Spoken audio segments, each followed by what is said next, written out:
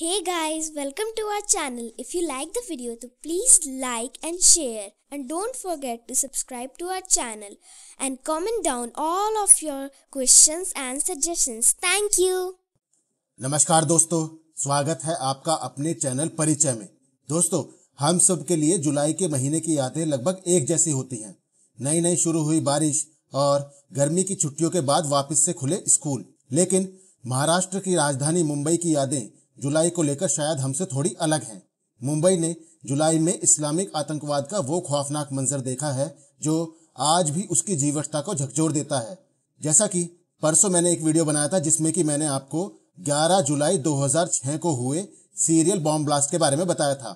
उसी तरह से उसके बाद 13 जुलाई 2011 को हुए 3 बम धमाकों ने मुंबई ही नहीं बल्कि पूरे भारत को हिलाकर रख दिया था। 13 जुलाई 2011 को मुंबई में हुए बम धमाके इंडियन मुजाहिदीन ने मुंबई के ही 26/11 आतंकी हमलों के आरोपित अजमल कसाब के जन्मदिन को यादगार बनाने के लिए किए थे। 13 जुलाई को मुंबई में बम विस्फोट कराने का पूरा प्लान इंडियन मुजाहिदीन के फाउंडर यासीन भटकल का था। मुंबई के व्यस्ततम इलाके में 10-15 मिनट के अंतराल में 3 बम विस्फोट हुए थे। उस दिन बुधवार था और शाम का समय था। कभी ना सोने वाली मुंबई उस शाम उसी चहल पहल में मशगूल थी जो रोज हुआ करती थी।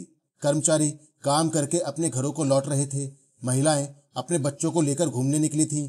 तब ऐसा कोरोना वायरस का भी कोई झंझट नहीं था। हाँ, मुंबई को तेज बारिश का डर जरूर रहा होगा, लेकिन मुंबई शहर की बात ही कुछ और है। मुंबई में लोग कभी भी भविष्य की चिंता नहीं करते हैं और उनकी कोशिश रहती है हमेशा वर्तमान का आनंद लेने की। दोस्तों, मैं खुद 2008 में मुंबई में रहा हूँ और उस वक्त मैंने मुंबई को काफी पास से देखा था। मैंने लोकल ट्रेन में सफर भी किया था और मुंबई की नाइट लाइफ को भी बहुत नजदीक से देखा था। और उस जमाने में भी महिलाएं मुंबई के अंदर पूरे तरीके से सुरक्षित महसूस करती थी।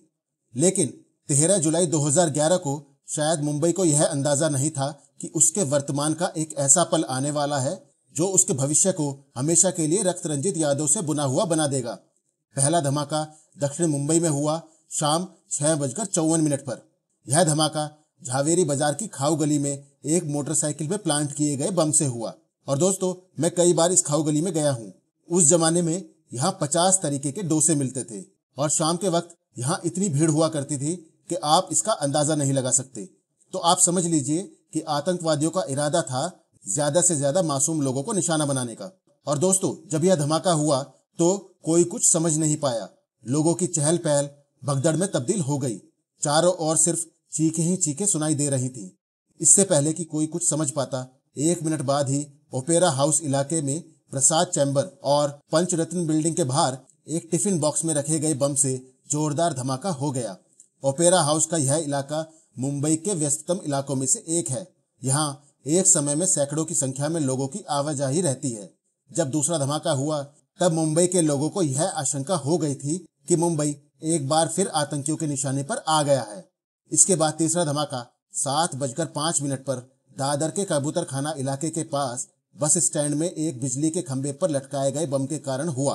हालांकि पुलिस ने इसके बाद भी 2 जिंदा बम ग्रांट रोड और सांता क्रूज से बरामद कर लिए थे। और अगर आतंकवादी इन 2 बम धमाकों को करने में भी कामयाब हो जाते तो शायद मरने वालों की और जख्मी लोगों की संख्या और ज्यादा होती। दोस्तों, कहा जाता है कि ये बम धमाके जिनमें आईईडी का इस्तेमाल हुआ था मुंबई में पहले हुए धमाकों से ज्यादा ताकतवर थे।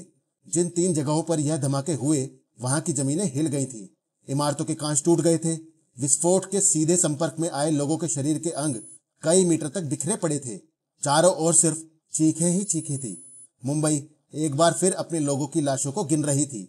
खून से सने हुए शत विशत शव प्रतीक्षा कर रहे थे कि कब उन्हें समेटा जाएगा और उन्हें उनके अपनों के सुपुर्द किया जाएगा। खून से लथपथ घायल लोग बेसुध पड़े हुए थे। इन धमाकों में 31 लोगों को अपनी जान गंवानी पड़ी थी। वहीं 500 से ज्यादा लोग गंभीर रूप से घायल हो गए थे।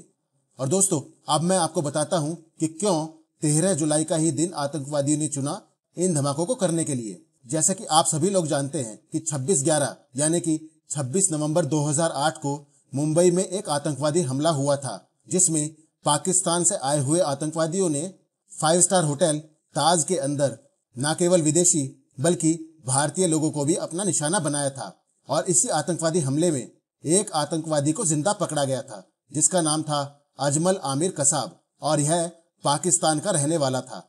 और आपको यह बात जानकर हैरानी होगी दोस्तों कि 13 जुलाई के दिन अजमल कसाब का जन्मदिन होता था, और 13 जुलाई 2011 को मुंबई के यह धमाके कसाब की शान में ही कराए गए थे। इंडियन मुजाहिदीन के फाउंडर यासीन भटकल ने कहा था कि उसे इन धमाकों पर गर्व है। इन बम धमाकों की पूरी प्लानिंग यासीन भटकल ने ही की थी। इसके बाद दिल्ली, बेंगलुरु और बाकी महानगरों में भी हाई अलर्ट जारी कर दिया गया था। इन धमाकों के बाद कई लोगों से पूछताछ हुई। धमाकों की जांच का जिम्मा ATS को सौंप दिया गया था। जांच के दौरान 18 राज्यों में सुराग की तलाशी की गई थी। धमाकों के आरोपित यासीन भटकल को एक अंडरकवर ऑपरेशन के बाद नेपाल सीमा से 28 अगस्त 2013 को गिरफ्तार कर लिया गया था, जिसे बाद में फांसी की सजा भी सुना दी गई थी। इसके पहले 11 जुलाई 2006 को मुंबई की लाइफलाइन कहे जाने वाली लोकल ट्रेन को निशाना बनाकर सीरियल बॉम्ब ब्लास्ट किया गया था। खार और बांद्रा रोड स्टेशन में 7 मिनट के दौरान 7 धमाके हुए थे। इन धमाकों में 190 लोगों की मौत हो गई थी, जबकि 900 से ज्यादा लोग घायल हो गए थे। और दोस्तों, इसके ऊपर परसों ही मैंने एक वीडियो बनाया था। मैं इस वीडियो को टैग कर रहा हूं। अगर आप इसके बारे में जानना चाहें तो यह वीडियो देख सकते हैं। और दोस्तों, बात यही खत्म नहीं होती। इससे पहले भी 1993, 2002, 2003 में भी मुंबई में लगातार बम धमाके होते रहे। और जैसा कि मैंने अपने पिछले वीडियो में आपको बताया था कि क्यों मुंबई को निशाना बनाया जाता है, क्योंकि जहां देश की राजधानी दिल्ली है, वहीं देश की आर्थिक राजधानी मुंबई को कहा जाता है। और आतंकवादियों की हमेशा से ही यह कोशिश रहती है कि मुंबई को डिस्टेबलाइज किया जाए, ताकि इसका प्रभाव भारत की अर्थव्यवस्था पर पड़े। वहीं दोस्तों, मैं इसका जिम्मेदार पूरे तरीके से सरकारों को भी मानता हूं। और दोस्तों, मुझे ठीक से याद है कि उस वक्त इस तरह की आतंकवादी घटना होना आम बात थी। सरकारें जहां भ्रष्टाचार में पूरे तरीके से व्यस्त थीं और उनका एकमात्र काम था ज्यादा से ज्यादा भ्रष्टाचार करके ज्यादा से ज्यादा पैसा कमाना, जहां नेता ऊल जलूल बयान देकर इन आतंकवादी घटनाओं को जस्टिफाई करने की कोशिश करते थे, वहीं देश की आंतरिक सुरक्षा के ऊपर उनका बिल्कुल भी ध्यान नहीं था। लोगों की जान के प्रति वो बिल्कुल भी जिम्मेदार नहीं थे। जब इस तरह की घटनाएं होती थी तो उनका ज्यादा से ज्यादा ध्यान रहता था इन घटनाओं को धार्मिक रूप देकर जस्टिफाई करने का। और आप सभी को याद होगा कि किस तरीके से जब अजमल कसाब को जिंदा गिरफ्तार कर लिया गया था, उसके बावजूद भी कांग्रेस के बड़े नेता दिग्विजय सिंह ने यह बयान दिया था कि यह सब भगवा आतंकवाद के कारण हुआ है। और अजमल कसाब खुद कलावा पहनकर आतंकवादी घटना को अंजाम देने के लिए आया था। दोस्तों, अगर अजमल कसाब को जिंदा गिरफ्तार नहीं किया गया होता तो शायद ये राजनेता इस घटना को बिल्कुल अलग रूप देने में कामयाब हो जाते। आप में से कुछ लोगों को लगता होगा कि मुझे अपने वीडियोस के अंदर राजनीतिक चर्चा नहीं करनी चाहिए, लेकिन मेरा ऐसा मानना है कि जहां भी सरकार की कोई कमी होती है उसको हमें सब लोगों के सामने लाना चाहिए और उसके ऊपर चर्चा भी करनी चाहिए। कोई भी राजनीतिक पार्टी इस देश से बड़ी नहीं है और उनको किसी भी तरह का फ्री हैंड नहीं दिया जाना चाहिए। अगर वो कुछ गलती करते हैं तो इसकी जोरदार आलोचना होनी चाहिए। जहां आजकल की सरकार ने बहुत सारी गलतियां की हैं और वो ऐसी गलतियां कर रही है तो इसकी भी निंदा और चर्चा होनी चाहिए। लेकिन एक बात मैं जरूर मानना चाहूंगा कि 2014 के बाद इस तरह की आतंकवादी घटनाओं के ऊपर अंकुश लगा है, जहां आतंकवादियों ने अपना काम करने का तरीका पूरे तरीके से बदल दिया है और वो आम आदमी को छोड़कर अपना पूरा ध्यान सिक्योरिटी एजेंसीज को निशाना बनाने में लगा रही हैं। लेकिन हमारे देश की बहादुर सिक्योरिटी एजेंसीज उनसे निपटने में पूरी तरह सक्षम हैं। और मेरा मानना है कि इस वजह से शायद हमारे देश के अंदर अब लोगों को त्योहारों पर, गणतंत्र दिवस या स्वतंत्रता दिवस पर आजकल घबराने की जरूरत नहीं पड़ती।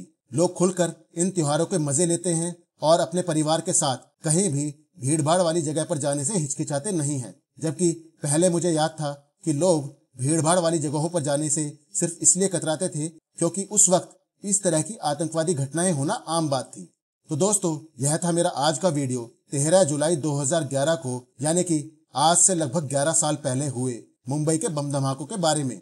अगर उस वक्त की सरकार थोड़ी सी भी सेंसिटिव होती और देश की आंतरिक सुरक्षा से समझौता नहीं करती तो शायद बहुत से लोगों की जान बचाई जा सकती थी, लेकिन ऐसा नहीं हुआ। दोस्तों, उम्मीद करता हूं कि आपको मेरा यह वीडियो पसंद आएगा। अगर आपको मेरा कंटेंट पसंद आ रहा है तो प्लीज लाइक, शेयर और सब्सक्राइब करना ना भूलें। कल फिर एक नया वीडियो लेकर आप सबसे मिलता हूं। तब तक के लिए धन्यवाद। Thank you very much.